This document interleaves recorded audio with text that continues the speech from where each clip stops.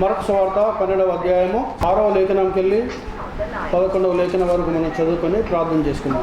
ఇంకనూ అతనికి ప్రియ కుమారుడు ఒకడు ఉండెను గనుక వారు తన కుమారుని సన్మానించదరనుకొని తుదకు వారిద్దకు అతనిని పంపెను.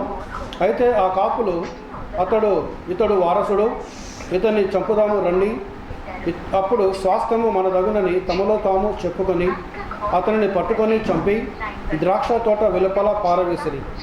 కావున ఆ ద్రాక్ష తోట యజమానుడు వచ్చి ఆ కాపును సంహరించి ఇతరులకు ఆ ద్రాక్ష తోటను ఇచ్చును కదా, మరియు ఇల్లు కట్టువారు నిరాకరించిన రాయి మూలకు తలరాయి ఆయను, ఇది ప్రభు వలనే కలిగను, ఇది మన కన్నులకు ఆశ్చర్యము అను లేఖనమును మీరు చదవలేదా అని అడగగా, దేవుడి వాక్యము దీవించునుగాక. ప్రార్థన చేసుకుందాం.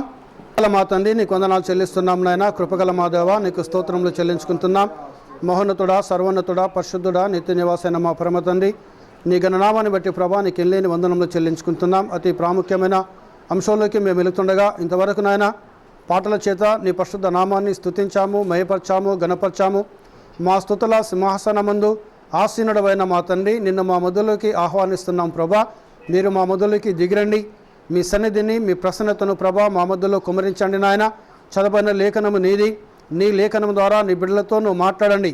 అదేవిధంగా ప్రభా యూట్యూబ్లో వింటున్న బిడ్డలను కూడా ప్రభా మీరు దీవించండి, వారి మనోనేత్రాలు తెరవండి, హృదయనేత్రాలు తెరవండి. సత్యము గ్రహించు ప్రభా ఈ యొక్క వర్తమానంలోకి రావడానికి దేవా నీ కృపను దయచేయమని మేము ప్రార్థన చేయించున్నాం. నేను మరి ఇక తల ఉంచిన ప్రతి బిడ్డను పేరు పేరున ఆన్లైన్లో ఉన్న బిడ్డలను ప్రభా, ఇక్కడ ఉన్న బిడ్డలను నేను యూట్యూబ్లో ఉంటున్న బిడ్డలను కూడా ప్రభా మీరు ఆస్వాదించండి నాయన. నీకు స్తోత్రములు. మనుషునితో మాట్లాడితే వ్యర్థము కానీ పరిశుద్ధాత్మ దేవా నీవు నాయన మాతో మాట్లాడితే మేము జీవిస్తాం. ఎందుకంటే ప్రభా నీవు జీవమైనావు ప్రభా. నాయన నీ కొందరములు తండ్రి నీ సజీవుడవు, సజీవులే కదా నిన్ను ఆరాధిస్తారని దావీదు మహారాజు చెప్పిన ప్రకారము ప్రభా నీ కొందనములు నీవు సజీవమైన దేవుడవు ప్రభా. యుగంలో మారిన భూమి ఆకాశములు గతించిన నా మాటలు గతించవని సెలవిచ్చిన తండ్రి నీకు స్తోత్రాలు. నన్ను మరుగుచ్చండి, నేను శూన్యమైనాను, జీరో అయినాను ప్రభా. నేను మాట్లాడితే వ్యర్థము కానీ పరిశుద్ధాత్మదేవా నీవు మాట్లాడితేనైనా మేము జీవిస్తాము తండ్రి. నీకు స్తోత్రములనైనా పలకబడుతున్న ప్రతి మాటను మీరు దీవించమని ఆస్వాదించమని సమస్తమైన మహిమ ఘనత ప్రభావాలు మీకు చెల్లిస్తూ మా ప్రభును మా రక్షకుడైన యేసు నామములో ప్రార్థిస్తున్నాం తండ్రి, ఆమేన్. దయచేసి కూర్చుందాం. దేవుని పరిశుద్ధ నామానికి మహిమ కలుగునుగాక. కూడి వచ్చిన మీ అందరినీ దేవుడు దీవించి దేవుడు ఆశీర్వదించునుగాక. ఆన్లైన్లో ఉన్న బిడ్డలను, కాన్ఫరెన్స్లో ఉంటున్న బిడ్డలను కూడా ప్రభు దీవించునుగాక. హల్లెలూయా. ద జనరేషన్ ఆఫ్ పర్వర్స్ అనగా వక్ర జనము మధ్య అనే చిన్న వర్తమానం మీద మనం దేవుని యొక్క వాక్యాన్ని ధ్యానం చేస్తున్నాం. దేవునికి స్తోత్రం. హల్లెలూయా. పోయిన వారం మనము ద్రాక్ష తోట గురించి మనం మాట్లాడుకున్నాము. ఇశ్రాయేలు నా ద్రాక్ష తోట అని దేవుడు మాట్లాడినాడు యెషయా గ్రంథంలో. దేవుని నామానికి మహిమ కలుగునుగాక. హల్లెలూయా. ఇప్పుడు ఇశ్రాయేలు ప్రజల వద్దకు ఇక్కడ చూడండి, నా యొక్క కీవర్డ్ ఈరోజు ఏంటంటే ఇల్లు కట్టువారు నిరాకరించిన రాయి మూలకు తలరాయి ఆయను, ఇది ప్రభు వలనే కలిగను, ఇది మన కన్నులకు ఆశ్చర్యము. ఎవరైనా ఈ ప్రపంచంలో ఇల్లు కట్టాలని అనుకుంటే మొట్టమొదటి ఒక మూలరాయి వేస్తారు. వారి యొక్క సాంప్రదాయాలను బట్టి, వారి యొక్క ఆచార వ్యవహారాలను బట్టి మనము క్రైస్తవులము, దేవుని బిడ్డలము కాబట్టి పాస్టర్ని పిలిపించుకొని, దైవసేవకులను పిలిపించుకొని ప్రార్థన పెట్టుకొని ఒక రాయిని దాని మీద పెట్టి దాని నూనె పోసి వాక్యం చదివి ప్రార్థన చేసి అభిషేకించడం జరుగుతుంది. దేవునికి స్తోత్రం. హల్లెలూయా. ఇక్కడ చూడండి, ప్రతి ఇంటికి ఒక మూలరాయి ఉంటుంది. ఆ మూలరాయిని ఆనుకొనే మూలరాయి మీన్నే ఆ ఇంటి భారమంతా ఉంటుంది. దేవునికి స్తోత్రం. హల్లెలూయా. ఇక్కడ గమనించండి, ప్రతి ప్రపంచంలో ఉన్న ప్రతి వ్యక్తి కూడా ఏ ఇల్లు కట్టాలనుకున్నా, ఏ బిల్డింగ్ కట్టాలనుకున్నా ఆ మూలరాయి మాత్రము ఖచ్చితంగా వేయాలి. ఇది చూడండి ఎక్కడికి వెళ్ళి వచ్చింది అని మనం ఆలోచన చేసుకుంటే ప్రియ సోదరుడా, అది దేవుని యొక్క వాక్యంలోకి వెళ్ళొచ్చింది. హల్లెలూయా. హల్లెలూయా. ఈ ప్రపంచంలో దేన్ని తీసుకున్నా కూడా, ఏ విషయాన్ని తీసుకున్నా కూడా, ఏ అంశంలో తీసుకున్నా కూడా దేవుని యొక్క వాక్యము లేకుండా, హల్లెలూయా, దేవుని యొక్క వాక్యాధారమైన లేకుండా ఈ ప్రపంచంలో ఏది జరగటం లేదు. కారణం ఏంటంటే ఈ ప్రపంచమును సృష్టించింది దేవుడైనా.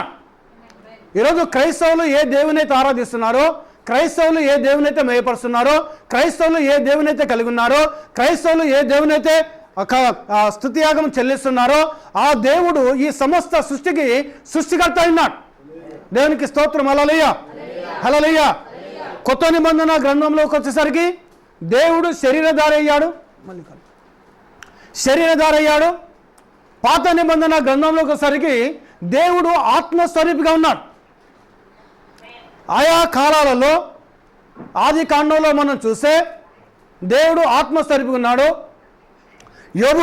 యోబు గ్రంథంలో మనం చూస్తే దేవుడు సుడిగాలిలో వచ్చాడు. మోషే కాలంలో మనం చూస్తే దేవుడు మండుచున్న అగ్ని స్తంభంలో వచ్చాడు. అదేవిధంగా అబ్రహాం యొక్క కాలంలో చూస్తే దేవుడు ఒక స్వరము ద్వారా అబ్రహాముతో మాట్లాడాడు. అదే స్వరము ద్వారా ఆయన కుమారుడైన ఇస్సాకుతో మాట్లాడాడు. అదే దేవుడు యాకోబుతో అదే స్వరము ద్వారా మాట్లాడాడు. యాకోబు యొక్క కుమారుడైన యోసేపుతో కలల ద్వారా మాట్లాడడం ప్రారంభించాడు. హల్లెలూయా, హల్లెలూయా. అంటే ఇక్కడ మనం గమనించాలి ప్రియ సోదరి సోదరుడా, దేవుడు ఒక్కడే. దేవుడు ఒక్కడే. ఆయన నామం ఒకటే, ప్రభు అయిన యేసు క్రీస్తు నామమైనది. దేవునికి స్తోత్రం. హల్లెలూయా. చూడండి, ఇక్కడ దేవుడు ఒక్కడే ఆయా కాలాలలో తనక స్వరూపాన్ని ఏమంటాడు, తనక స్వభావాన్ని మార్చుకుంటున్నాడు. తనక స్వరూపాన్ని మార్చుకుంటున్నాడు. ఆయన నామానికి మహిమ కలుగును గాక. చూడండి, ఈ విధంగా మార్చుకుంటూ చివరికి ఏమయ్యాడనగా ఆయనే ఆ దేవాతి దేవుడే శరీరధారి ఈ లోకంలోకి వచ్చాడు. అందుకే పోయిన వారం మనం చూస్తే ద్రాక్ష తోట, ఆయన యేసు ప్రభు ద్రాక్షతో ఉపమానం లేకుండా ఎక్కడ కూడా వాక్యం బోధించలేదు. ఆయన ప్రతిదీ కూడా ఉపమానముగా బోధించాడు ఆయన. కానీ ఆ ఉపమానమునకు అర్థం వేరే ఉంటుంది. ద్రాక్ష తోట గురించి మాట్లాడాడు. నేను శ్రేష్టమైన ద్రాక్షను నాటాను, అందులో కారు ద్రాక్షలు వచ్చాయి. ఎవరయ్యా శ్రేష్టమైన ద్రాక్ష తోట అంటే ఇశ్రాయేలు దేశము, ఇశ్రాయేలు ప్రజలు దేవుని యొక్క శ్రేష్టమైన ద్రాక్ష వల్ల ఉన్నారు. హల్లెలూయా, హల్లెలూయా. ఇశ్రాయేలు జనాంగము తర్వాత వారి యొద్దకు మోషేను పంపించాడు, వారి యొద్దకు యాకోబును పంపించాడు, వారి యొద్దకు అబ్రహామును పంపించాడు, వారి యొద్దకు నోహాను పంపించాడు, వారి యొద్దకు మలాకిని పంపించాడు, వారి యొద్దకు చాలామంది ఆమోసును పంపించాడు, వారి యొద్దకు ఇర్మియాను పంపించాడు, వారి యొద్దకు యెషయాను పంపించాడు. చివరికి ఆయన ఏం చేశాడుగా కుమారుని పంపించాడు. కుమారుడు అంటే ఇక్కడ అర్థం ఏంటంటే వేరొక వ్యక్తి కాదండి. బైబిల్లో ఉన్నది ఒక్కడే దేవుడు. దేవుడు ఒక్కడే, ఇద్దరు కాదు, ముగ్గురు కాదు, నలుగురు కాదు.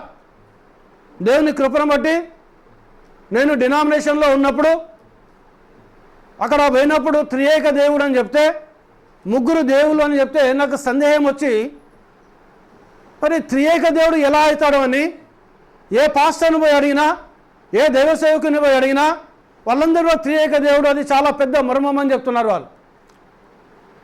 బైబిల్ వాక్యం చెప్తుంది ప్రతి దానికి అర్థం ఉంది. దేవునికి స్తోత్రం. హల్లెలూయా. చివరికి మళ్ళీ ఒక్కడే అంటున్నారు. నేను త్రియేక దేవుడు అనే నిజాన్ని తెలుసుకోవడానికి బైబిల్ను 7 సార్లు చదివాను, ఆది కాండం నుండి ప్రకటన గ్రంథం వరకు. ఎక్కడ కూడా త్రియేక దేవుడు అనే పదము లేదు బైబిల్లో. దేవునికి మహిమ. హల్లెలూయా. దేవుని నామానికి ఘనత కలుగును గాక. ఈరోజు మనం ఏ దేవుని అయితే ఆరాధన చేస్తున్నామో, ఇంతవరకు మనం పాటల చేత స్తుతియాగము చేత ఏ దేవునైతే మనం గణపరిచామో ఆ దేవుడు యేసు ప్రభుడు ఏమంటున్నాడు, దేవుడు ఒక్కడే అంటున్నాడు ఆయన. సరే, ఈ అంశం మనం పక్క పెట్టుకుంటే ఇక్కడ ద్రాక్ష తోట యొద్దకు వచ్చేసరికి ఆ ద్రాక్ష తోటను కాపులో గుత్తగిచ్చాడు. తన యొక్క పనివాళ్ళం పంపించాడు. పంట వచ్చే సమయం వచ్చింది, పనివాళ్ళం పంపించాడు. ఇది మంచి సమయం. ఇది కొంతమంది వ్యవసాయం ఉన్న వాళ్ళు, భూములు ఉన్న వాళ్ళు కౌలుకి ఇస్తారు. ఆ కౌలును డబ్బు రూపాయలు తీసుకుంటారు, లేదా ధాన్య రూపాయలు తీసుకుంటారు. ఇది ఎక్కడికి వెళ్ళి వచ్చింది? బైబిల్కి వెళ్ళి వచ్చింది ఇది. హల్లెలూయా. ప్రతి దానికి మూలం బైబిల్ అయినది. ఈ సృష్టికి మూలం బైబిల్ అయినది. దేవునికి స్తోత్రం. హల్లెలూయా.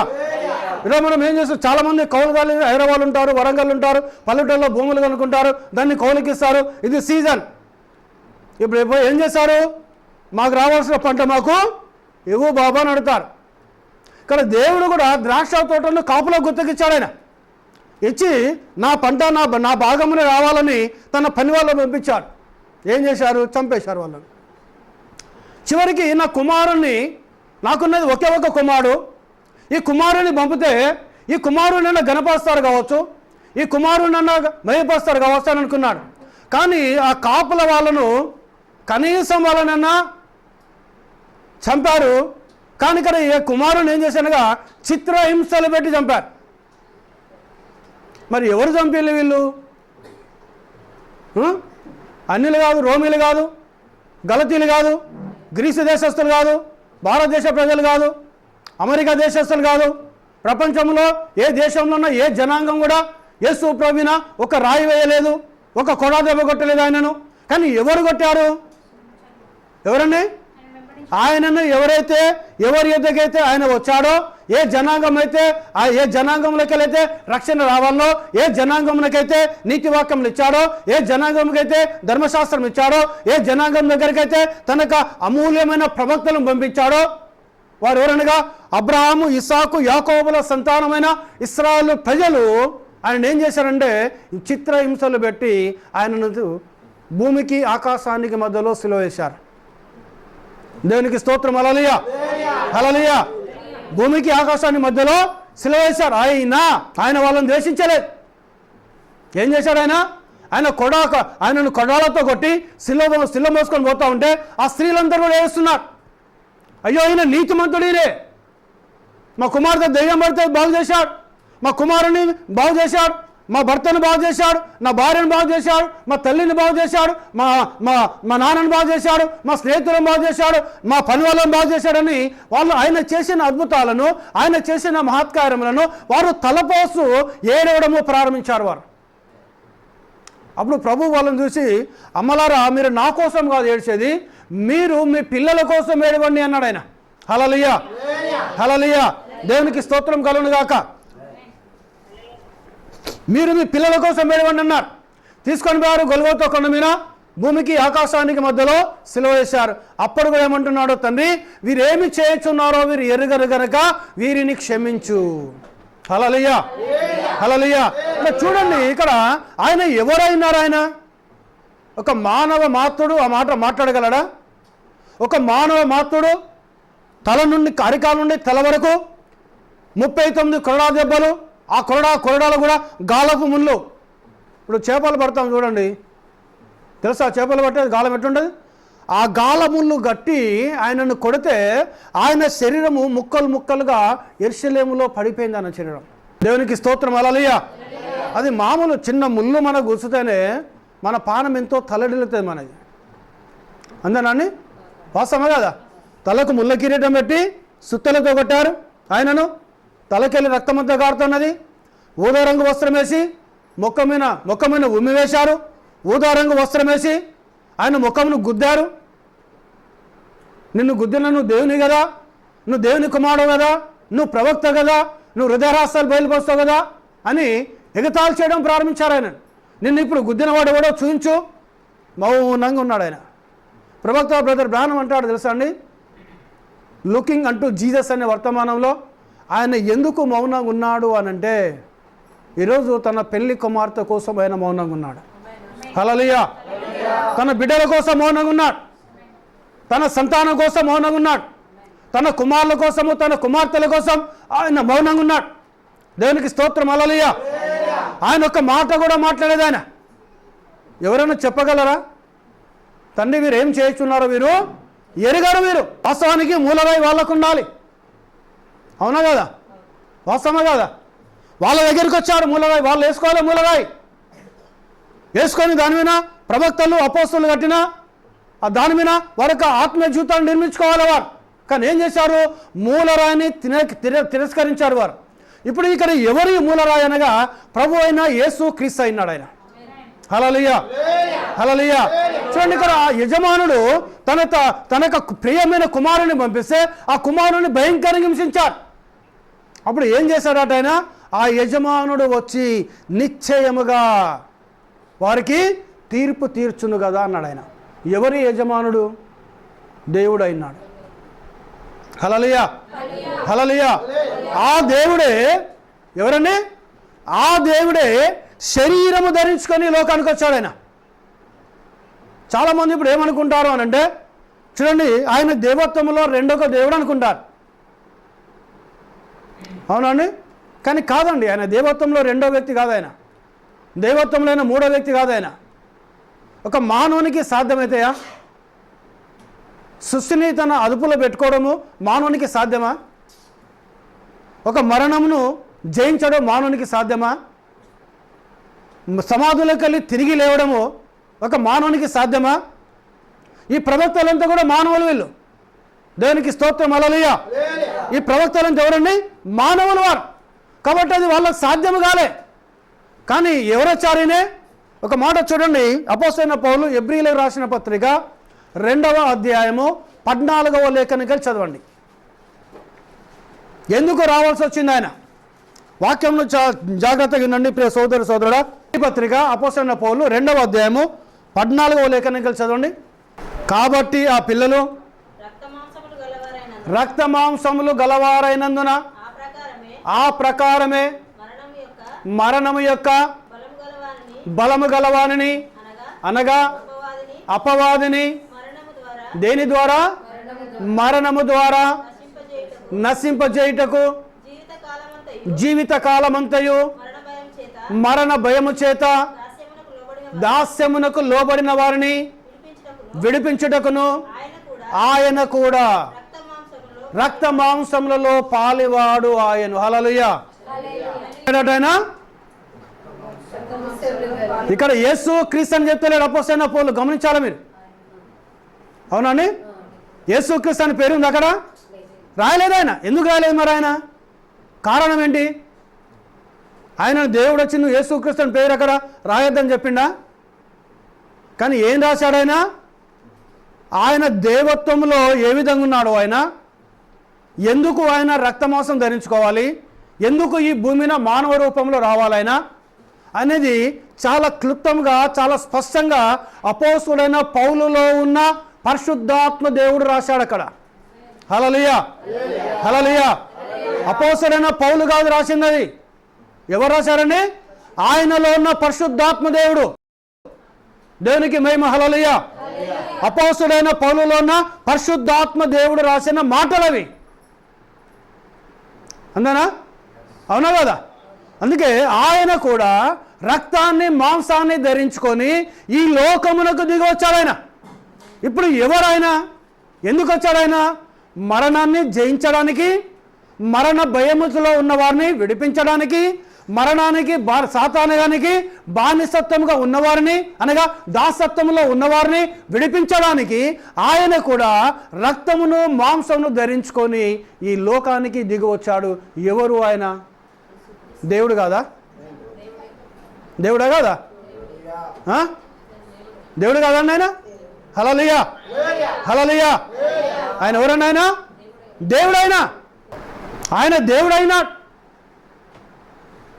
ఇప్పుడు ఆయన మరణాన్ని జయించాలంటే మరణం ఎవరిది? మరణం ఎవరిది? ఆ బలము ఎవరి దగ్గర ఉంది? సాతాను గారి దగ్గర ఉంది. ఎవరికి వెళ్ళిపోయింది ఆ బలము? ఆదాము దగ్గరికి వెళ్ళి తీసేసుకున్నాడు వాడు. హల్లెలూయా, అవునా కదా? కాబట్టి ఇప్పుడు మరణ భయముతో ఉన్నారు అందరు మానవులంతా కూడా. కానీ ఈరోజు క్రైస్తవులకు ఆ భయం లేదండి. ఉందా? నేను నమ్ముతున్నా, నేను చనిపోతే దేవుని దగ్గర ఉంటాను నేను. దేవునికి స్తోత్రం, హల్లెలూయా. ఈడ నేను కళ్ళు మూస్తే కళ్ళు తెరిచేది యేసయ్య పాదాల దగ్గర. నేను నమ్ముతున్నాను. నేను ఎందుకు? నాకు భయం లేదు మరణం అంటే. ఎందుకు భయం లేదంటే ఆయన జయించాడు. నేను ఏ దేవుని అయితే సేవిస్తున్నానో, నేను ఏ దేవుని అయితే ఆరాధిస్తున్నానో, నేను ఏ దేవుని అయితే గణపరుస్తున్నానో, నేను ఏ దేవుని అయితే పూజిస్తున్నానో, నేను ఏ దేవుని అయితే కలిగి ఉన్నానో ఆయన నా కోసము ఈ లోకానికి రక్తమును మాంసమును ధరించుకొని ఈ భూమిని దిగొచ్చి ఆ మరణమును జయించాడు ఆయన. హల్లెలూయా. ఆ మరణమును ఆయన జయించి, నేను ఒకప్పుడు మరణానికి బానిసత్వంగా ఉన్నాను, మరణం అనే దాసత్వంలో ఉన్నాను, నన్ను ఆయన విడిపించాడు. ఆయన దేని నుంచి విడిపించాడు? ఆయన తన యొక్క సొంత రక్తం నుంచి విడిపించాడు ఆయన. హల్లెలూయా. రక్తం కదా ఆయన ఇచ్చింది? అవునా కదా? హల్లెలూయా. అందుకే సాతాను గారు ఏం కోరుకున్నాడు? వాడు నీ రక్తము కాదు, రక్తంలో ప్రాణం ఉన్నది. అవునా కదా? రక్తంలో ఏముంది? ప్రాణం ఉన్నది. అందుకే పాత నిబంధన గ్రంథంలో ఆయన దేవుని మందిరంలోకి వచ్చి మీ పాపాల నిమిత్తమును, మీ అతిక్రమాల నిమిత్తమును, మీ దోషముల నిమిత్తమును, మీరు బలిగా అర్పించిన ఆ పశువు యొక్క రక్తంను మీరు భుజించకూడదు అన్నాడు ఆయన. అవునా కదా? దాన్ని భూమిని ఒలకబోయాలి, ఎందుకంటే ఆ రక్తంలో ప్రాణం ఉన్నది కాబట్టి. ఇప్పుడు సాతాను గారు ఏం కోరుకున్నాడు? దేవుని యొక్క ప్రాణాన్ని కోరుకొని వాడు ఏమనుకున్నాడు అని అంటే, ఆయన ప్రాణంను కోరుకుంటే ఇక ఆయన ప్రాణమే నాకు ఇచ్చేసినాక ఇక ఆయన ఎక్కడుంటాడు దేవుడు అనుకున్నాడు వాడు. కానీ వానికి తెలియదు, ఆయన తనకు తానుగా ఉన్నవాడు దేవుడు. Is a self existence god. తనంతగా తానుగా ఉన్న దేవుడు అయినాడు ఆయన. ఆయన ఒక మానవునితో తయారు చేయబడిన వ్యక్తి కాదు, ఒక మానవుని మాట వినే వ్యక్తి కాదు, ఒక మానవునికి లోబడే వ్యక్తి కాదు. ఆయన తనంతట తానుగా ఈ సృష్టిని చేశాడు, తనంతట తానుగా ఈ భూమిని జీవించాడు, తనంతట తానుగా పరలోకానికి వెళ్ళిపోయాడు, తనంతట తానుగా పెంతెకొస్తేనే పండుగ దినన్నాడు. పరిశుద్ధాత్మగా 120 మంది సంఘమునికి ఆయన దిగొచ్చాడు. ఈ రోజు కూడా ఆ దేవుడు పరిశుద్ధాత్మగా మనలో ఉన్నాడు, మనతో ఉన్నాడు, మనలో ఉంటున్నాడు ఆయన. హల్లెలూయా. మిమ్ములను అనాథలుగా విడువను అన్నాడు ఆయన. ఎంత గొప్ప మాట అండి ఇది. అవసరమా కదా? మనుషులు మాట్లాడితే మనం మర్చిపోతారు. తల్లి నిన్ను మరిచినా, తల్లి నిన్ను మరవచ్చు. ఒకవేళ 9 నెలలు మోసి తన పాలు ఇచ్చి చంకలో పెట్టుకొని నిన్ను పెంచి పోషించిన చివరి క్షణం వరకు కూడా తల్లి అయినా నిన్ను మరవచ్చు, కానీ నేను నిన్ను మరవనన్నాడు దేవుడు. హల్లెలూయా. ఈరోజు దేవుడు మనల్ని మరిచే దేవుడు కాదు, అనాథలుగా విడిచే దేవుడు కాదు. ఎందుకు వచ్చాడో ఆయన? ఈరోజు ఆ పాపములన్నిటికీ మనకు దేవునికి అడ్డుగా ఉన్నాయి. కాబట్టి ఆ పాపములు పోవాలంటే, ఆ పాపములు కడివేయబడాలంటే పరిశుద్ధుని రక్తము కావాలి. ఎవరు రక్తం కావాలండి? పరిశుద్ధుని రక్తం కావాలి. హల్లెలూయా. ఎవరు పరిశుద్ధుడు? పాత నిబంధనల గ్రంథం నుండి అందరికీ చూసుకుంటే ప్రతి మానవుడు, పరిపూర్ణమైన మానవుడు ఎవరు లేరు భూమిన. ఒకడును లేడు, నీతిమంతుడు ఒకడును లేడు. అందరూ పాపము చేసి దేవుడు అనుగ్రహించే మహిమను పొందలేకపోతున్నారు. హల్లెలూయా. అంటే ఈ భూమిన తల్లి గర్భములో కనగా మానవ సంబంధము ద్వారా జన్మించిన ప్రతి మానవుడు పాపే. మానవ సంబంధం లేకుండా జన్మించిన వాడే ప్రభువైన యేసు క్రీస్తు అయినాడు ఆయన. హల్లెలూయా. అది మానవ సంబంధం ద్వారా వచ్చిన వ్యక్తి కాదు. కాబట్టి ఎవరైనా పరిశుద్ధాత్మ నిన్ను కమ్ముకొనినప్పుడు, ఇక్కడ పరిశుద్ధాత్మ, నేను చదువుతున్న బైబిల్ అనగా డాక్టర్ స్కోఫీల్డ్ బైబిల్ నేను చదివేది. ఈ స్కోఫీల్డ్ బైబిల్ ఎలాంటిదంటే ఎబ్రూ భాష, గ్రీకు భాషలో ఆయన పండితుడైన డాక్టర్ స్కోఫీల్డ్ గారు యాజ్ ఎ టీజ్ రాశాడు ఆయన. పరిశుద్ధాత్మ కమ్ముకోవడం కాదండి. అక్కడ డాక్టర్ స్కోఫీల్డ్ బైబిల్ ఏముంటుంది? పరిశుద్ధాత్ముడే నీలోకి వెళుతాడు. ఎక్కడికి వెళ్తాడండి? మరియమ్మలోకి వెళ్ళి, ఆమె గర్భంలోకి వెళ్ళి ఒక శరీరమును ధరించుకొని ఆమె గర్భము ద్వారా ఈ భూమినికైనా దిగొస్తాడు ఆయన. హల్లెలూయా. హల్లెలూయా. సో ఆయన, అందుకే ఆయన ఎన్నుకున్న గర్భము కూడా పరిశుద్ధమైన గర్భం. అవునా కదా? కాదండి? హల్లెలూయా. హల్లెలూయా. ఆయన ఎన్నుకున్న గర్భం ఏంటండి? పరిశుద్ధమైన గర్భం. ఆయన పుట్టిన కుటుంబం ఏంటిది? నీతిమంతుని కుటుంబం. యోసేపు ఎవరండి? ఆయన దేవుని సముఖంలో దేవుడు దూత వచ్చి గాబ్రియల్ ఏమంటున్నాడు? నువ్వు నీతిమంతుడవు. నీవు అతడు నీతిమంతుడు కాబట్టి తన భార్యను అవమానపరచగా రహస్యంగా ఆమెను విడనాడాలనుకుంటే, ఎవరైనా బైబిల్లో యోసేపు గురించి నీతిమంతుడు అని రాశాడు అని అంటే వాళ్ళు ఎంత నీతిగా జీవించారు వారు. హల్లెలూయా. హల్లెలూయా. ఇప్పుడు ఆయనను పెట్టిన సమాధి అంటే భూమిని తవ్వి పెట్టిన సమాధి కాదు. ఒక ధనవంతుడు తన కోసము తొలిపించుకున్న సమాధి. ఆ సమాధిలో ఎప్పుడు ఎవడు అందులో పెట్టబడలేదు. హల్లెలూయా. అవునా కదా? మీరు చదవండి, లూకాసు వార్తలు ఉంటే నేను చెప్పే మాట.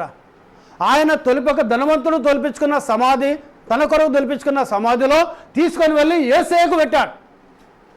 అవునా కదా? అంటే ఆయనను సమాధి చేసిన స్థలం కూడా పరిశుద్ధమైన స్థలం. హల్లెలూయా. హల్లెలూయా. ఆయన యెరూషలేములోకి దిగొస్తూ నడుచుకుంటూ వస్తున్నాడు. ఆయన వచ్చినప్పుడు ఆయన కూర్చున్న గాడిద ఏంటిది? ఏం గాడిదండి? ఆ గాడిద మీద ఎవడు ఎప్పుడు కూర్చోలేదంట. హల్లెలూయా. అవునా కదా? చదవండి మీరు. ఆ గాడిద మీద ఎప్పుడు ఎవడు కూర్చోలేదు. దేవునికి స్తోత్రం. హల్లెలూయా. అనగా ఆ గాడిద మీద ప్రభుత్వము చెలాయించాలంటే యేసు క్రీస్తే చెలాయించాలి. అంటే ఆ గాడిద కూడా పరిశుద్ధమైనదే. దేవునికి స్తోత్రం. హల్లెలూయా. అవునా కదా? వాస్తవమా కాదండి? బైబిల్ చదవండి మీరు. నా కొరకు ఒక గాడిద పిల్ల ఉంటుంది.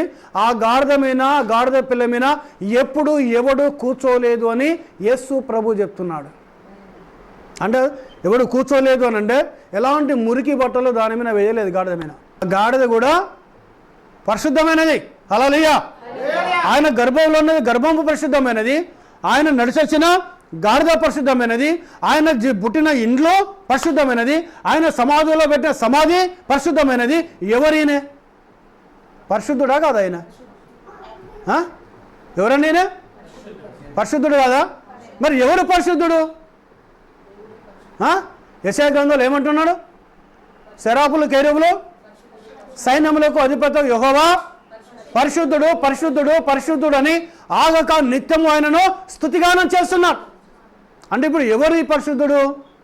పాత నిబంధన గ్రంథంలో ఉన్న the great Jehovah, the great same Jehovah, new testament Jesus Christ. Hallelujah. పాత నిబంధనలో ఉన్న ఆ గొప్ప యెహోవా దేవుడే కొత్త నిబంధనలో ఉన్న ప్రభు అయిన యేసు క్రీస్తు అయినాడు ఆయన. హల్లెలూయా. హల్లెలూయా. దేవునికి మహిమ కలుగును గాక. ఇప్పుడు చూడండి, గాడిద పరిశుద్ధమైనది. ఆయన పుట్టిన కుటుంబము నీతిమంతుల కుటుంబం పరిశుద్ధమైన కుటుంబం. ఆయన గర్భమున్న గర్భము పరిశుద్ధమైన గర్భము. ఆయన పెట్టబడిన సమాధి కూడా పరిశుద్ధమైన సమాధి. ఇప్పుడు ఈయన ఎవరు? పరిశుద్ధుడు ఆయన. అవునా కదా? ఈ పరిశుద్ధుడు ఎక్కడికి వచ్చాడు? తన సొంత వారి యొద్దకు వచ్చాడు. ఇశ్రాయేలు యొద్దకు వచ్చాడు ఆయన. వాళ్ళు ఏం చేస్తున్నారు? వాళ్ళు మూలకు తలరాయి ఉండాల్సిన ఆయనను తృణీకరించేశారు ఆయనను. అంటే వాళ్ళ ఆత్మీయ జీవితాన్ని నిర్మించుకునే స్థితిని వాళ్ళు తృణీకరించేశారు. వారు దేవునికి స్తోత్రం. హల్లెలూయా. ఈ మూలరాయి మాకు అవసరం లేదయ్యా, ఈ మూలరాయితో మాకు ఏ సంబంధం లేదు. మాకు మనమేమో ఆయన పరిశుద్ధుడు అంటున్నాం, కానీ వాళ్ళు ఏమంటున్నారు? ఆయనను తీసుకుపోయిన పాపి ఈయనే, దేవదూషణ చేశాడు ఈయనే అని ఆ మూలరాయిని తీసుకొని వెళ్ళి ఎవరి ముందు పెట్టారు?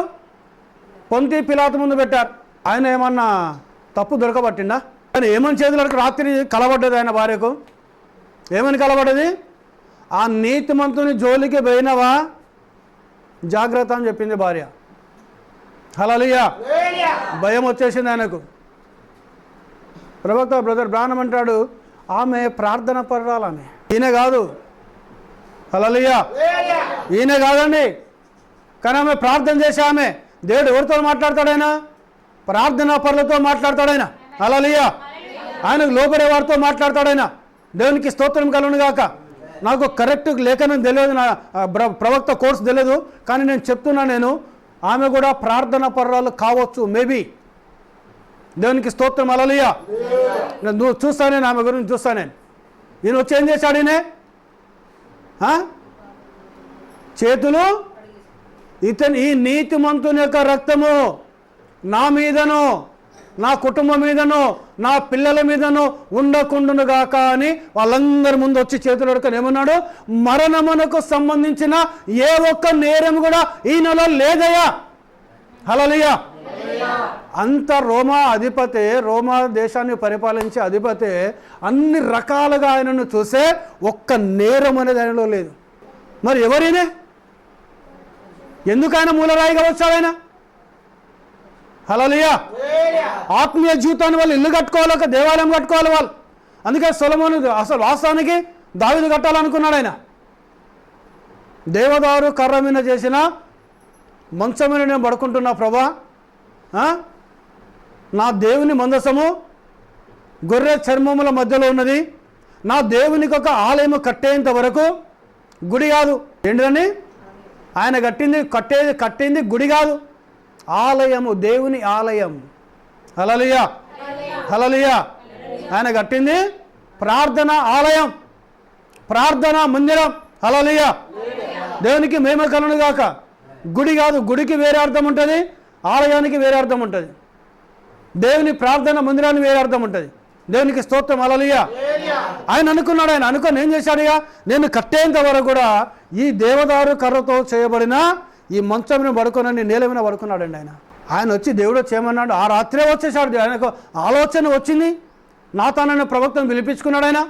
నా హృదయంలోకి ఆలోచన వచ్చిందయ్యా, అసలు నేను గొర్రెల దొడ్లో పడుకున్న వ్యక్తిని, నేను గొర్రెల రొచ్చులోనే పడుకున్న వ్యక్తి, నేను నన్ను అక్కడికి వెళ్ళి తీసుకొచ్చి ఇశ్రాయేలు దేశం మీద మహారాజుగా నన్ను పెట్టాడు. ఈరోజు దేవదారు కర్రతో చేయబడిన ఈ గొప్ప మంచము నేను పడుకుంటున్నా, కన్నా దేవుని మందసము చర్మపు తోళ్ళ మధ్యలో ఉన్నది. నా దేవునికి ఒక ఆలయం కట్టేంత వరకు మరలా నేను మంచము ఈ దేవదారు కర్రతో మంచం మీద పడుకోనని నేల మీద చాపేసుకొని పడుకున్నాడు చనిపోయేంత వరకు కూడా ఆయన. నాతాను ఏమన్నాడు, దావీదా నీ హృదయంలో ఏదైతే ఆలోచన వచ్చిందో అది మంచిదే, కాబట్టి దాని ప్రకారం నువ్వు చెయ్యన్నాడు ఆయన. చెప్పాడు నాతాను, దావీదు కోసం ప్రార్థన చేశాడు, వెళ్ళిపోయాడు. ఆ రాత్రే దేవుడు వచ్చి మాట్లాడాడు, నీ చేతులు అన్ని గొప్ప యుద్ధములు చేసి అనేకుల రక్తం ఉలకబోసాయి కాబట్టి నీవు నా ఆలయమును కట్టద్దు, నీ కడుపునకు కుమారుని పుడతాడు, అతడు పరిపాలించే సమయంలో నలుదిక్కులా సమాధానం పెడతాను నేను, అతడు నా మందిరంను కడతాడు అన్నాడు ఆయన. ఇంకేమన్నాడు ఆయన, అది కేవలము ప్రార్థనా మందిరము మాత్రమే. హల్లెలూయా. నేను ఎప్పుడైనాను ఎక్కడైనాను నాకు ఒక ఆలయము కట్టమని నేను అడిగిండు ఆయన? అడగలేదు ఆయన. దేవునికి స్తోత్రం. హల్లెలూయా. చూడండి, ఆయన ఆలయం కట్టాడు.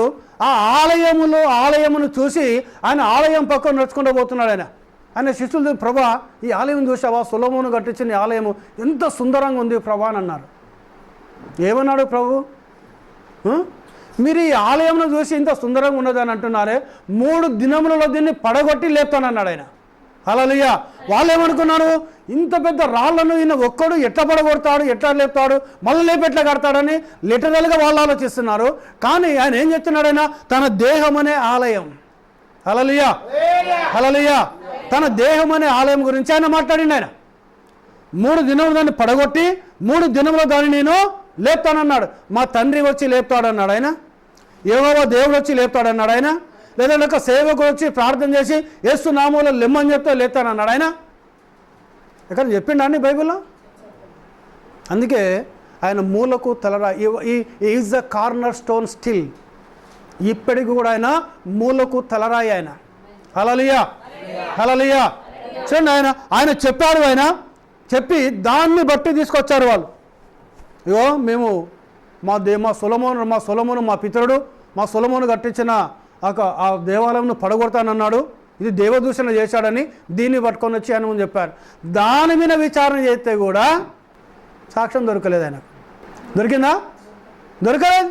ఎవరైనా రోమా అధిపతే, ఈయన పరిశుద్ధుడు అంటే పాపం లేనివాడు కదా ఆయన, అంతేనా కదా? వాస్తవమే కదా? హల్లెలూయా. ఆయన పాపం లేనివాడు కదా. పాపం లేనివాడు అంటే ఎవరైనా పరిశుద్ధుడు. ఆయన పాపం లేనివాడు, ఆయన పరిశుద్ధుడైన, ఈరోజు కూడా ఆయన పరిశుద్ధుడే. సో ఆ పరిశుద్ధుడు తను తాను తగ్గించుకొని మూలకు తలరాయిగా వచ్చాడు. ఆయన మూలకు తలరాయిగా వచ్చాడు. ఆయన ఎక్కడికి వచ్చాడు? తన స్వజనుల యొద్దకు వచ్చాడు. ఇశ్రాయేలు ప్రజల మీద కూడా వారు ధర్మశాస్త్రం కింద మేము ఉన్నామనుకుంటున్నారు, కానీ ఆ ధర్మశాస్త్రము కూడా వాళ్ళని ఏం చేస్తుంది? పాపములో బంధించేసింది. తెలుసా అండి? మీరు అనొచ్చు, ధర్మశాస్త్రము దేవుడిచ్చాడు కదా, అది పాపంలో ఎలా బంధించింది అని మీకు ఆలోచన రావచ్చు. మీకు ఈ యూట్యూబ్లో ఉన్న వాళ్ళు కూడా ఆలోచన రావచ్చు. దేవునికి స్తోత్రం. హల్లెలూయా. ఒకడు దొంగతనం చేశాడు అనుకుందాం, అతడు దొరికాడు.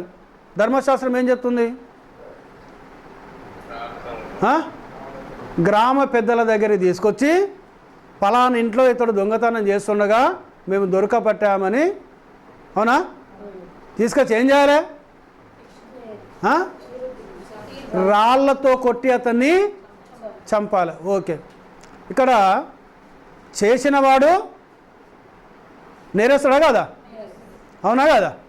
మరి కొట్టి చంపిన వాళ్ళు ఎవరు? నీతిమంతులా? నీతిమంతులా అండి? ఎవరైనా చెప్తారా నీతిమంతుల వాళ్ళని?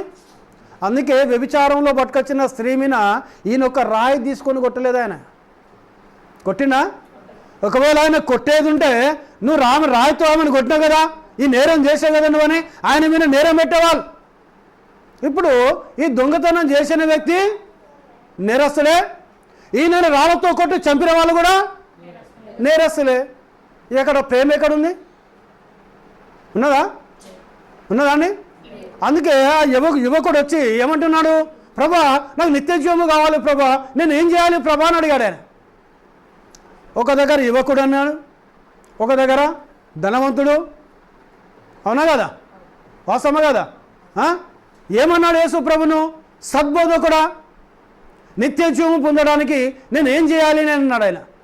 నన్ను సద్బోధకుడని నువ్వు ఎలా పిలుస్తున్నావు? దేవుడు ఒక్కడే కదా సద్బోధకుడు. ఎవరండి? ఇక్కడ యేసు ప్రభు చెప్పిన స్టేట్మెంట్ వినండి, మీరు జాగ్రత్తగా వినండి. దేవుడు ఒక్కడన్నాడా, ఇద్దరు అన్నాడా, ముగ్గురు అన్నాడా? యేసయ్య ఒక్కడే అన్నాడా, ముగ్గురు అన్నాడా? ఒకడేనా? మరి ఈరోజు ఉన్న పాస్టర్లు ముగ్గురు దేవుళ్ళు అంటారు. అంటే యేసు ప్రభు కంటే బాగా తెలుసా వాక్యం వీళ్ళకు? తెలుసా అండి? యేసు ప్రభు కంటే ఎక్కువ దేవుడు నేర్చుకున్నారా బైబిల్లో వీళ్ళు? మరి ఎట్లా తిరిగే దేవుడు అంటారు ఈరోజు పాస్టర్లు? లాస్ట్ మంత్ ఏదో క్వశ్చనింగ్ చేశాను నేను. ఆ యువకుడు వచ్చి సద్బోధకుడా నిత్య జీవాన్ని పోవడానికి నేనేమి చేయాలి అని అడిగాడు. ఆ యువకుడు ఎవరిని పట్టుకొని సద్బోధకుడా అని అడిగాడు? వేరే ఎవరినైనా పట్టుకున్నాడా? బాప్తిమిచ్చే యోహానుని అడిగిండు ఆయన. ఆయనతోటి ఉన్న పేతురుని అన్నాడా, మత్తయిని అన్నాడా, మార్కుని అన్నాడా, లూకాని అన్నాడా? ఎవరినన్నాడు ఆయన? యేసుక్రీస్తుని. అంటే యేసుక్రీస్తు ఎవరు ఇక్కడ? సద్బోధకుడా కాదా? ఇప్పుడు ఈ సద్బోధకుడు యువకుడు సద్బోధకుడు అని యేసు ప్రభును సంబోధిస్తే మరి యేసు ప్రభు ఏమని అర్థం చెప్తున్నాడు సద్బోధకుడు అంటే?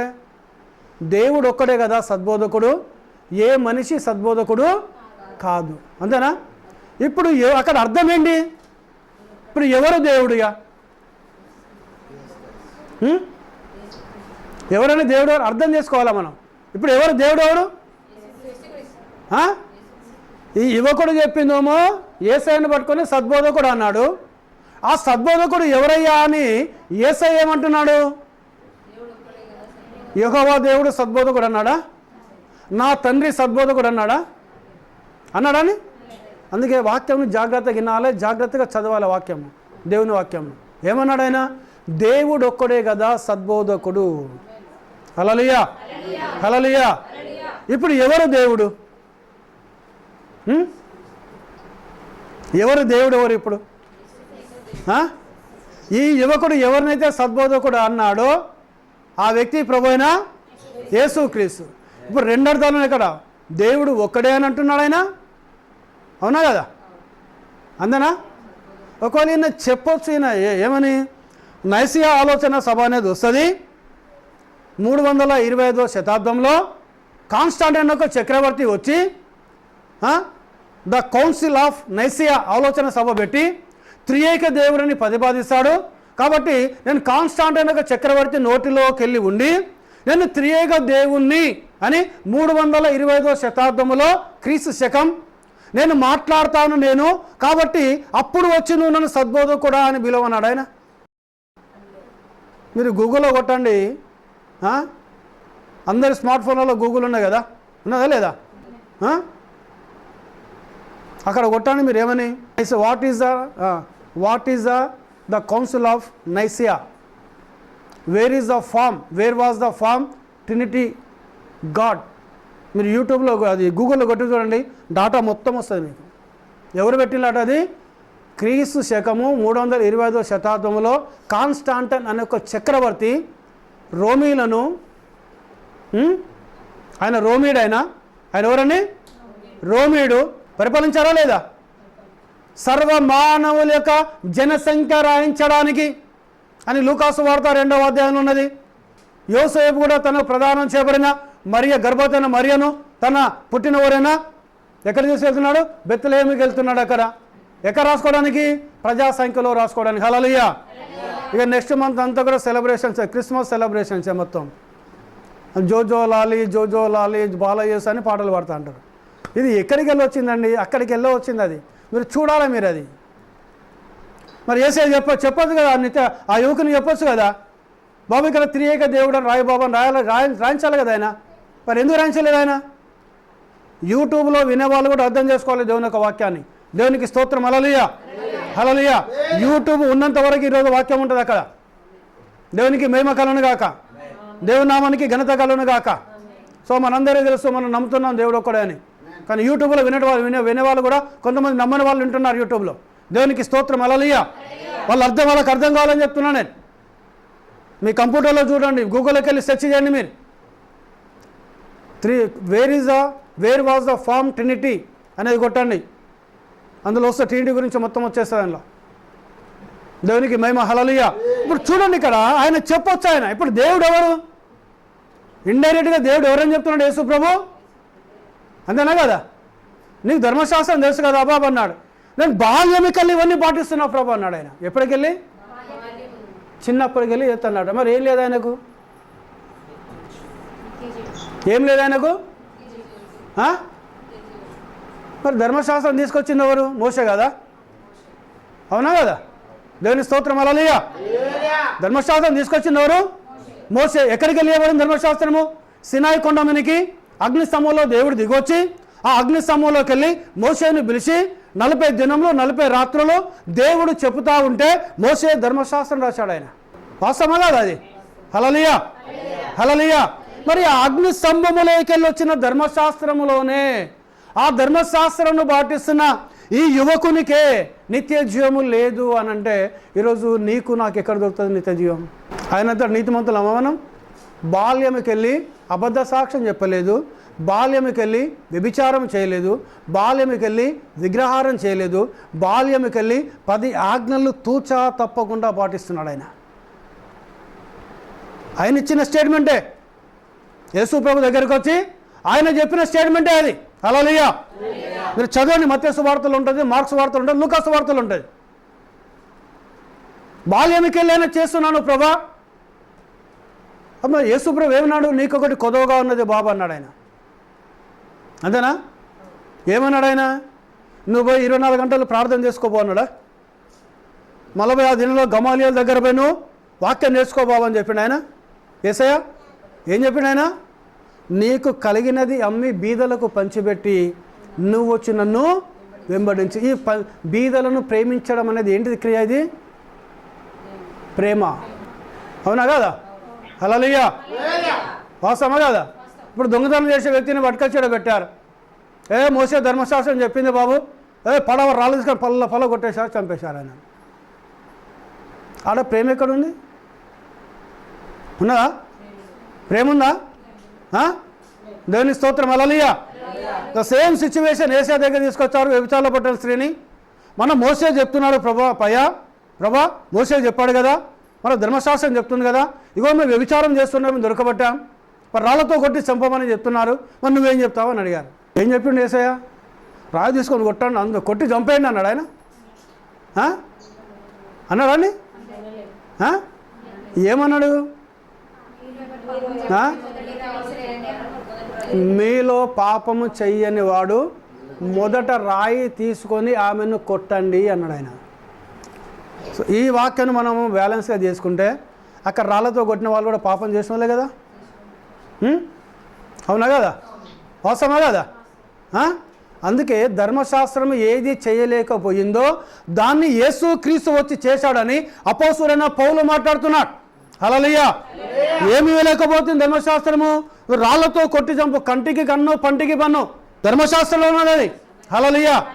దేవునికి మేమకలు. ఇప్పుడు అక్కడ చంపిన తర్వాత కంటికి కన్ను పంటికి పన్ను అయిన తర్వాత నా కన్ను ఊడగొడితే నిలిచి నీ కన్ను తీయాలి, నా పన్ను ఎడగొడితే నిలిచి నీ పన్ను తీయాలి. ఇక ప్రేమ ఎక్కడున్నాడా? ఈ యువకుల్లో ప్రేమ ఎక్కడుంది? కానీ ఏం చేశాడు ఆయన? నీకు అమ్మి బీదలో పంచిపెట్టి నువ్వు వచ్చి నన్ను వెంబడించి అన్నాడు. ధనవంతుడు కాబట్టి ఆస్తిని పంచడం ఇష్టం లేదు కాబట్టి దుఃఖపడుకుంటూ వెళ్ళిపోయాడు. హల్లెలూయా. అంటే ఈ ధనవంతుడు ఎవరిని తునీకరించాడు? మూలకు తలరాయిని తునీకరించాడు. Hallelujah. He is the corner stone. ప్రతి క్రైస్తవునికి యేసు క్రీస్తు మూలరాయి అయినాడు. దేవునికి మహిమ. హల్లెలూయా, హల్లెలూయా. అప్పుడు ఏం చెప్తున్నాడు ఆయన? వాళ్ళు చూశాడు, ధనవంతుడు పరలోక రాజ్యం పోవడం కంటే ఒంటే సూది బెజ్జంలో దూరట సులభం అన్నాడు ఆయన. హల్లెలూయా. ఎవరిని తునీకరించాడు ఈ ధనవంతుడు? మూలరాయిని, తన ఆత్మీయ జీవితానికి మూలరాయిని తునీకరించాడు ఆయన.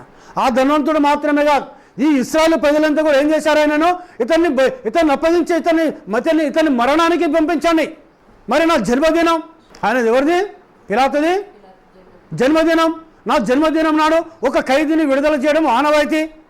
మీరు ఇక్కడ బరబ్బాని మీ ముందు పెడుతున్నా, ఈ నీతిమంతుడైన యేసుని మీ ముందు పెడుతున్నా, మీకు ఎవరు కావాలని అంటే ఈ ప్రజలంతా ఏమన్నారు? యేసు ప్రభువుని కోరుకున్నారండి? ఎవరిని? బరబ్బా కావాలి. హల్లెలూయా, హల్లెలూయా. బరబ్బా నీతిమంతుడా? ఆయన చేతులు కడుక్కున్నాడు. ఆయన ఈ నీతిమంతుడి రక్తం నా మీద రాకున్నట్లు ఏం చేశాడు? ఆయన ఇశ్రాయేలు ప్రజలు చేతులెత్తి మా మీదను మా పిల్లల మీదను తరతరములకు ఉండును కాక అన్నారు వాళ్ళు. స్టిల్ ఇప్పటి వరకు యేసయ్య రక్తం వాళ్ళ తలల మీద ఉన్నది. హల్లెలూయా, హల్లెలూయా. అవునా కదా? లేదా? ఇప్పుడు సమాధానం లేదు, శాంతి లేదు వారి. హల్లెలూయా. కానీ ఈరోజు మనకు సమాధానం ఉంది, మన కుటుంబంలో శాంతి ఉంది, మన కుటుంబంలో నెమ్మది ఉంది. కారణం ఏంటనగా యేసయ్య రక్తం ఉన్నది మన కుటుంబాలలో. దేవునికి స్తోత్రం. హల్లెలూయా. నీకు ఎన్ని కష్టాలు రావచ్చు, ఎన్ని శ్రమలు రావచ్చు, ఎన్ని శోధనలు రావచ్చు, ఎన్ని ఇరుకులు రావచ్చు, ఎన్ని ఇబ్బందులు రావచ్చు, ఈ తలరాయి మూలకు తలరాయి కనుక నీ కుటుంబంలో ఉండేది ఉంటే, మూలకు తలరాయి కనుక నీ హృదయంలో ఉండేది ఉంటే, మూలకు తలరాయి కనుక నువ్వు తల వంచితే ఆయన సమాధానం ఇస్తాడు, ఆయన శాంతిని ఇస్తాడు, ఆయన నెమ్మదిని ఇస్తాడు, ఆయన దీవెనలు ఇస్తాడు, ఆయన ఆశీర్వాదం నీకు ఇస్తాడు ఆయన. హల్లెలూయా. ఎవరా మూలకు తలరాయి? ప్రభు అయిన యేసు క్రీస్తు అయినాడు. ఆయన ఆ పిలాతు చేతులు అడిగేసుకున్నాడు. ఆయన నీతిమంతుడు ఈయనని. ఆయనే నీతిమంతుడు, ఆయనే పరిశుద్ధుడు, ఆయనే మంచివాడు. అనగా వీళ్ళు పరిశుద్ధుని తుణీకరించారు, నీతిమంతుని తుణీకరించారు, మంచివాడిని తుణీకరించారు ఇశ్రాయేలు ప్రజలు. సో ఇప్పటికీ వాళ్ళ తలల మీద ఆ నీతిమంతుని యొక్క రక్తం ఉంది. హల్లెలూయా, హల్లెలూయా. దేవునికి మహిమ కలుగును గాక. చూడండి, అందుకే 12 మంది అపోస్తలులను ఏర్పాటు చేసుకున్నాడు ఆయన. ఇద్దరిద్దరిని పంపించాడు. ఎక్కడ పొమ్మన్నాడు ఆయన? సమరయాల దగ్గర పొమ్మన్నాడా? ఇట్టి చెప్తాను. అన్యజనుల దగ్గర పొమ్మన్నాడా? సమరయాల పట్టణములకును అన్యజనుల మధ్య మీరు వెళ్ళకుడి, నశించిన ఇశ్రాయేలు యొద్దకు వెళ్ళి దేవుని రాజ్యము సమీపించున్నదని వారికి వాక్యమును బోధించండి అన్నాడు ఆయన. హల్లెలూయా.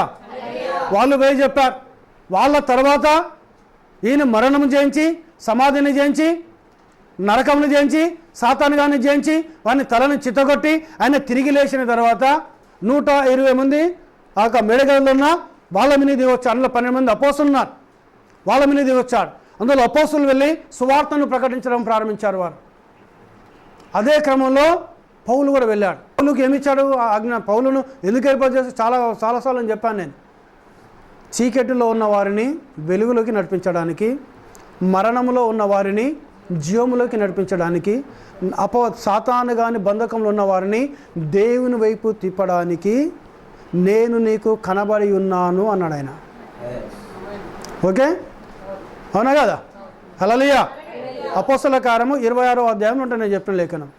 ఒకటి ఫస్ట్ ఏంటిది? చీకటిలో ఉన్న వారిని వెలుగులోకి నడిపించడానికి పౌలును దేవుడు అగ్ని స్తంభంతో అభిషేకించాడు. హల్లెలూయా, అవునా కదా? ఎవరు చీకట్లో ఉన్నారు? ఇశ్రాయేలు ఉన్నారు, వాళ్ళు తుణీకరించారు. తర్వాత చీకట్లో ఎవరు ఉన్నారు? అన్యజనులమైన మనం ఉన్నాం. అవునా కదా? మనం చీకట్లో ఉన్నాము. చీకట్లో ఉన్న మనకు ఏం చూపించారు? వెలుగు యేసు క్రీస్తు అయినాడు. అంతేనా కదా? వెలుగులోకి నడిపించాడు. తర్వాత రెండోది ఏంటిది? మరణంలో ఉన్న వారిని జీవములోకి నడిపించడానికి. ఇది పౌలు యొక్క పరిచర్య. అది అందుకే దేవుడు ఆయన అభిషేకించాడు. మనం ఎక్కడున్నాం? మనం ఒకప్పుడు మరణానికి భయపడుతున్నాం. మనమే కాదు, మానవాళ్ళందరూ కూడా. ఇక్కడ ఏదైనా ఇక్కడ డేంజర్ అని ఎలక్ట్రిసిటీ ట్రాన్స్ఫార్మర్స్ ఉంటాయి, చూసారు ఎప్పుడైనా? డేంజర్ బోర్డు పెడతారు అక్కడ. ఎందుకు పెడతారు? అది అపాయము బాబు, అక్కడ పోతే చచ్చిపోతాను. అవునా కదా? ఇప్పుడు మరణంలో ఉన్న వారిని ఎక్కడ నడిపించడానికి? జీవములోకి నడిపించడానికి. సాతాను బంధకంలో ఉన్న వాళ్ళను ఎక్కడ నడిపించడానికి? దేవుని వైపు తిప్పడానికి. హల్లెలూయా, అవునా కదా? ఫస్ట్ది వెలుగు, రెండవది జీవము, మూడవది దేవుడు. ఎవరు? పౌలు వచ్చి ఎవరిని చెప్పిండు?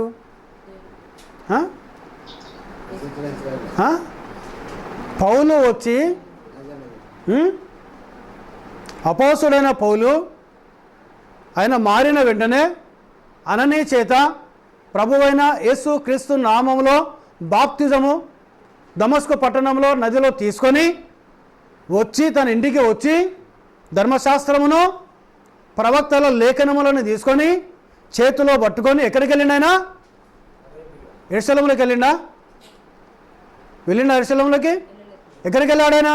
అరేబియా దేశానికి వెళ్ళాడు. హల్లెలూయా. ఏంటిది అరేబియా దేశం? ఎడారి దేశం, నీళ్లు దొరకాయి, అన్నం దొరకదు అక్కడ సరిగా. హల్లెలూయా. తెల్లారితో పొద్దున మొత్తం చెమటలు కారుతా ఉంటాయి అక్కడ. దేవునికి స్తోత్రం. హల్లెలూయా. 3 సంవత్సరములు స్టడీ చేశాడు ఆయన. స్టడీ చేస్తా అంటే ఆయన ఆయన ఆయన మనని తెరబడుతూ ప్రతి లేఖనంలో యేసుక్రీస్తు కనబడుతున్నాడు. హల్లెలూయా. ఆది కాలంలో ప్రతి లేఖనం చూస్తే యేసే కనిపిస్తున్నాడు. అందుకే ప్రవక్త బ్రదర్ బ్రానం అంటాడు, నీలో పరిశుద్ధాత్మ కనుక ఉండేది ఉంటే ఏ ఒక్క లేఖనము చూసినా నీకు యేసు కనిపించాలి అక్కడ. హల్లెలూయా. హల్లెలూయా. ఈయన ఏం పొందుకున్నాడు? అగ్ని స్తంభమును పొందుకున్నాడు. ఈయన ఆడ పోయాడు, స్టడీ చేసి వచ్చి ఏమని చెప్పిండు ఆయన? ఏసే. మీరు ఏ యేసున వేరే వేరే యేసులు కూడా ఉన్నారు బైబిల్లో. మన యేసు అని ఒక ఆయన ఉన్నాడు, ఇంకో యేసు ఉన్నాడు, 3-4 యేసులు ఉన్నారు బైబిల్లో. నేను చూపిస్తాను. నేను అవన్నీ అండర్లైన్ చేసుకొని పెట్టుకున్నాడు. నేను యేసులు ఉన్నారు. మీరు సిలువ వేసిన ఈ యేసునే. హల్లెలూయా. ఏ యేసునైతే మీరు సిలువ వేశారో ఆ యేసునే దేవుడు ప్రభువుగాను క్రీస్తుగాను నియమించాను. హల్లెలూయా. యేసే క్రీస్తు అని బోధించడం ప్రారంభించాడు ఆయన. హల్లెలూయా.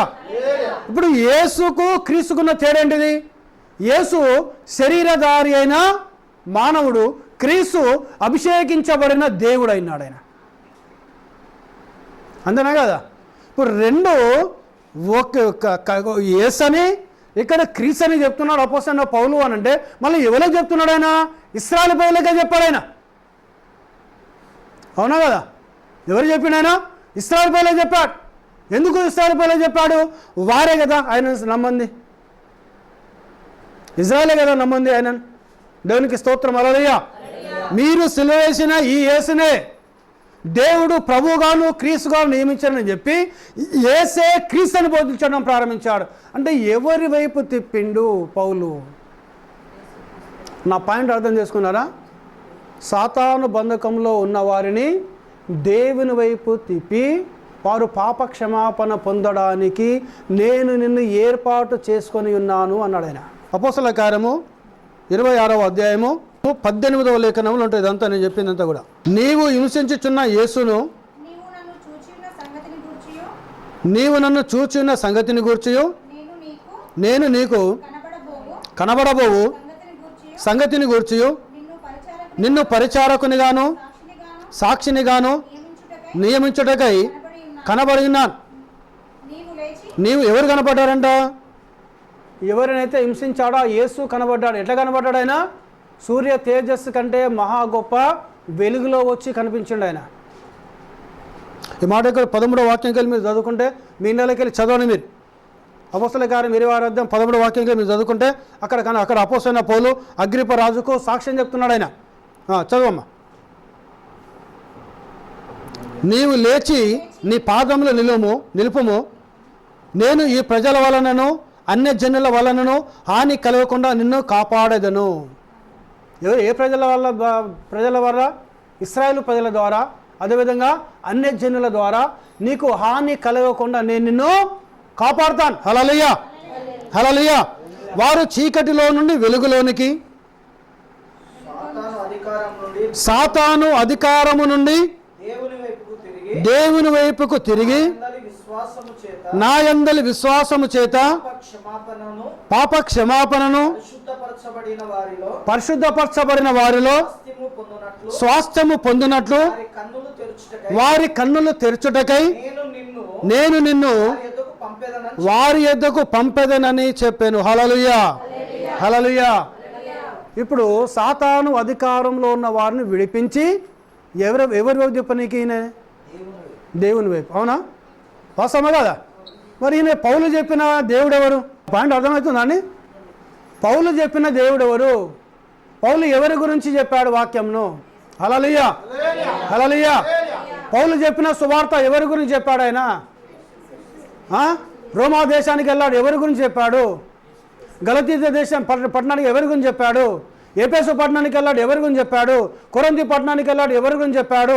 తిమోతిని శిష్యునిగా చేసుకున్నాడు, ఆయనకు ఎవరి గురించి చెప్పాడు? ప్రపంచమంతా తిరిగాడు ఇంచుమించు ఆయన చేసినంత పరిచర్య, అపోస్తుడైన పౌలు చేసినంత పరిచర్య ఈ భూమి మీద ఏ మానవుడు చేయలేదు ఇంతవరకు. నాకు తెలిసి అయితే, నాకు నా అవగాహన ప్రకారం మనిషి అన్నట్టు ఎవడు చేయలేదు అంత పరిచర్య. దేవునికి స్తోత్రం. హల్లెలూయా, హల్లెలూయా. అలాంటి పరిచర్య, అంతటి పరిచర్య, అలాంటి పరిచర్య, అలాంటి త్యాగము, అలాంటి సమర్పణ, అలాంటి ప్రార్థన జీవితము కలిగిన వాడు ఈ భూమిన పౌలు కంటే అపోస్తుడైన పౌలుని మించిన వాడు ఎవడు లేడండి. మరి ఎక్కడికి వెళ్ళినైనా ఎఫెసులోకి వెళ్ళాడు, ఎథెన్సులోకి వెళ్ళాడు. అపోస్తుల కార్యం అంటే 16వ అధ్యాయంలో ఎథెన్సులోకి వెళ్ళాడు. వెళ్ళి ఎక్కడ ఏమంటుండైనా వాళ్ళ దేవాలయంను చూశాడు. కనబడని దేవునికి మేము ఆరాధన చేయుచున్నాము అన్నది అక్కడ. ప్రైజ్ ది లార్డ్, హల్లెలూయా. ఏమన్నా పోయి విమర్శించారు, తిట్టిండా వాళ్ళ దేవులను? తిట్టిండా అని? మరి క్రైస్తవులు పోయి వేరే వాళ్ళ దేవుళ్ళని తిడుతా అంటారు, ఎందుకు తిట్టాలండి? అవసరమా? అవునా కదా? పౌలు వాళ్ళే పరిచర్య చేస్తే నీకు ఎక్కడ వ్యతిరేకత రాదు. నీకు మనం వేరే వాళ్ళని విమర్శించాల్సిన అవసరం మనకు లేదు. మనకు హల్లెలూయా. మనం ఎవరిని చెప్పాలి? యేసయ్య ప్రేమను చెప్పు, యేసయ్య త్యాగంను చెప్పు, యేసయ్య చేసిన మానవాళి గురించి, ఆయన బలియాగం గురించి చెప్పు, ప్రార్థన చేయి. దేవుడు వారి హృదయాలు తెరుస్తాడు. దేవుడు సాతాను బంధకంలో ఉన్న వారిని విడిపించి దేవుడే తన వైపు తిప్పుకుంటాడు వారిని. హల్లెలూయా, హల్లెలూయా. అంతేనాండి? వేరే ఏమీ చెప్పలేదు ఆయన. మీరు కనబడని దేవుణ్ణి ఏ దేవుని అయితే మొక్కుతున్నారో, అంతేనా? సింపుల్గా చెప్పేసిండు ఆయన. ఏమని? మీకు కనబడని దేవుడు మాకు కనిపించాడు. కనబడని దేవుణ్ణి ఆరాధన చేయించున్నారు అంటున్నారు కదా. మీకు ఆ దేవుడు కనిపించలేదు, కానీ మాకు కనిపించాడు. ఇజ్రాయెల్లో మేము, యూదుని నేను, బెన్యామీను గోత్రంలో పుట్టిన వాడిని నేను. దేవునికి స్తోత్రం, హల్లెలూయా అని చెప్పి ఆయన చెప్పిన వెంటనే పరిశుద్ధాత్ముడు వారి మనోనేత తిరగడం ప్రారంభించేశాడు ఆయన. హల్లెలూయా. వాళ్ళంతా కూడా ఇక యేసుని నమ్మడం ఎవరైనా అని అడిగితే, ఇగో మానవాళి పాపం కోసము, మానవాళి యొక్క అతిక్రమాల కోసము, మానవాళిన శాపాల కోసము నీతిమంతుడు, పరిశుద్ధుడు, మంచివాడు వచ్చి యెరూషలేములో ఇడవబడి కొడరాలతో కొట్టబడి సమాధిలో పెట్టబడి మరణమును, సమాధిని, పాతాళమును, నరకమును జయించి తిరిగి లేచాడు ఆయన. ఆయన ప్రభు అయిన యేసు క్రీస్తు అన్నాడు ఆయన. హల్లెలూయా. ఎథెన్స్ పట్టణం మొత్తం గలిబిలి అయిపోయింది. అక్కడ అనేకులు యేసు క్రీస్తు నామములో బాప్తిజం తీసుకోవడం జరిగింది అక్కడ. ఇప్పుడు ఎవరిని చెప్పిండి ఈయన? ఎవరిని చెప్పాడు ఆయన? అర్థమవుతుందా నేను చెప్పేది? యేసు క్రీస్తు గురించి చెప్పాడా? యెహోవా దేవుని గురించి చెప్పాడా? మరి సాతాను అధికారంలోకి వెళ్ళి ఎథెన్స్ పట్టణస్తులంతా దేవుని వైపు తిరిగి ఆయన యందలి ఆయన నామంలో మారుమనసు పొంది ఆయన యందలి పరిశుద్ధపరచబడిన వాళ్ళై, పరిశుద్ధపరచబడిన వారి శాస్త్రములో వారు పాలువారు కావాలి. మరి ఏ దేవుని చెప్పిండు ఆయన? ఆయన చెప్పిన దేవుడు ఎవరు? సాక్ష్యం ఇస్తున్నారు కదా అగ్రిపరాజుకు. సాతాను అధికారంలోకి వెళ్ళి దేవుని వైపు తిప్పడానికి దేవుని యేసు వచ్చి నన్ను అభిషేకించాడు. ఓకే, అవునా కదా? వాస్తవమా కదా? ఇప్పుడు ఈయన ఎవరిని, ఏ దేవుని చూపించాడు? యేసు క్రీస్తుని చెప్పాడా? అంతేనా కదా? మరి ఇప్పుడు యేసు క్రీస్తు ఎవరైనారు? దేవుడు కదా ఆయన, అవునా కదా? అందుకే ఆయన మూలకు తలరాయి. ఆయన ఎవరైనా ఇల్లు కట్టువారు తృణీకరించిన తలరాయి ఆయన. హల్లెలూయా, హల్లెలూయా. ఆయన మూలకు తలరాయి అయినాడు ఆయన. హల్లెలూయా, హల్లెలూయా. ఆ మూలకు తలరాయి ప్రభు అయిన యేసు క్రీస్తు అయినాడు ఆయన. ఇప్పుడు ఆ ద్రాక్ష తోట ఎవరు? ఇశ్రాయేలు ప్రజలు. వాళ్ళని వదిలేసుకుందాం మనం. ఇప్పుడు మళ్ళీ ఆత్మీయంగా ఇంకో కొన మనం చూసుకుంటే ఎవరు ద్రాక్ష తోట? మనమైనాం. అవునా కదా? సంఘము ద్రాక్ష తోట అయినది. హల్లెలూయా. ఇప్పుడు నెక్స్ట్ వీక్ దేవుని చిత్తం అయితే సమయం ఏంది? సంఘము గురించి నేను ద్రాక్ష తోట ఏమైనది నెక్స్ట్ వీక్ మాట్లాడతాను నేను. దేవునికి స్తోత్రం, హల్లెలూయా. ఇప్పుడు ఎవరు ద్రాక్ష తోట? నేను నిజమైన ద్రాక్షావల్లిని. ఎవరండి? యేసుప్రభు చెప్పినా లేదా? అవునా కదా? అక్కడ తోట అయిపోయింది, వాళ్ళు తృణీకరించేశారు మూలకు తలరాయిని. ఇప్పుడు ఈ మూలకు తలరాయి ఎక్కడికి వచ్చాడు ఆయన? అన్యజనుల యొద్దకు వచ్చేసాడు. హల్లెలూయా. అన్యజనులు ఈరోజు మనమైనా మనం దేవునికి మహిమ. హల్లెలూయా. ఇప్పుడు ఈ సంఘంలో ఎవరు ఉండాలో? మూలకు తలరాయి ప్రభు అయిన యేసుక్రీస్తు ఉండాలి. ఎందుకు ఆయన ఉండాలి? అపోస్తలుడైన పౌలు ఏ దేవుని వైపు తిప్పాడో ఆ దేవుడు ఎవరో కాదు, ప్రభు అయిన యేసుక్రీస్తు అయినాడు ఆయన. హల్లెలూయా. హల్లెలూయా. సో ఇది అర్థం కావట్లేదు ప్రజలకు. అర్థమవుతుందా? ప్రపంచానికి అర్థం కావటం లేదు ఇది. హల్లెలూయా. అర్థము కాదు కూడా వాళ్ళకది, అర్థము కాదు కూడా. ఎందుకు కాదు అనంటే ఎఫెసీ పత్రికలో మనం వెళితే జగత్తు పునాది లేక మునుపు సూర్యుడు చంద్రుడు, సూర్యుని కంటే భూమి మీద వెలుగుంది ముందు తెలుసా అండి? ఫస్ట్ పాటు ఏం సృష్టించాడు? వెలుగును సృష్టించాడు దేవుడు. హల్లెలూయా.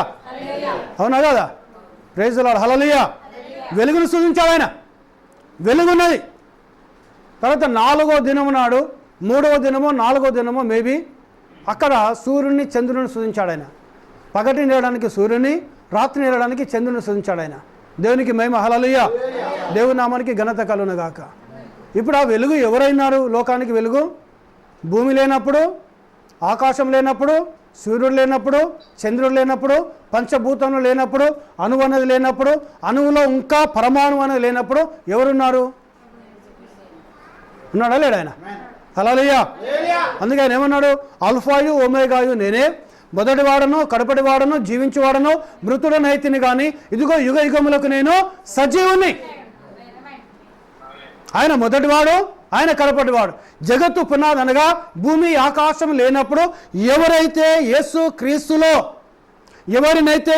క్రీస్తులో తనకు కుమారులుగా తనకు కుమార్తెలుగా చూసుకున్నాడో వాళ్లకు మాత్రమే అర్థమవుతుంది వాక్యం. హల్లెలూయా.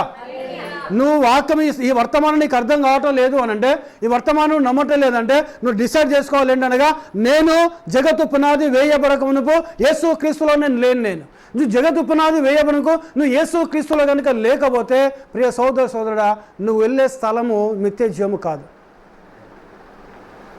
ఎందుకంటే ఆ యేసు క్రీస్తు ఎవరైనారు?